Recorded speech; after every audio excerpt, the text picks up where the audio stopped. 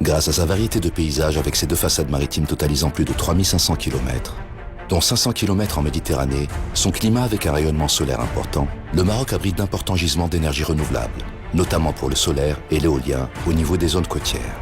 Ainsi, le Maroc s'est lancé depuis près d'une décennie dans un programme ambitieux de renforcement et de diversification énergétique en faveur de l'environnement et du climat, accompagné d'une politique volontariste pour une meilleure efficacité énergétique.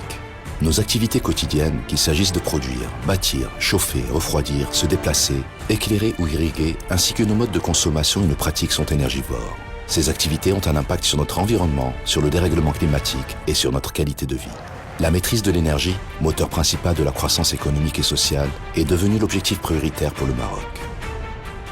Il existe des solutions afin de rationaliser notre consommation d'énergie pour plus d'efficacité et pour un meilleur respect de notre environnement. L'efficacité énergétique doit être portée par le citoyen, la société civile, le secteur privé, les institutionnels et l'État marocain comme un enjeu national. Elle appelle à une prise de conscience collective et à un changement de mentalité.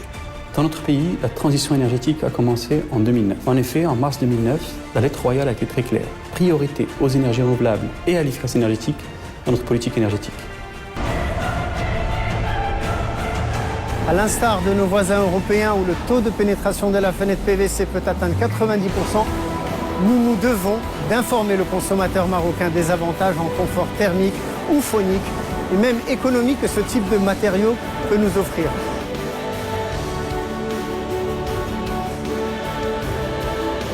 Résumé, une économie verte profite à tout le monde. Il est temps de changer nos habitudes de consommation.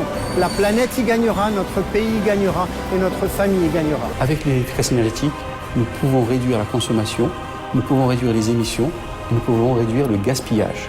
Et c'est un des objectifs clés aujourd'hui pour faciliter l'atteinte des objectifs de réduction de gaz à effet de serre demandés lors des rencontres sur les changements climatiques. Avec l'efficacité énergétique, nous pouvons y arriver, mais avec les nouvelles technologies, et surtout avec des changements de comportement.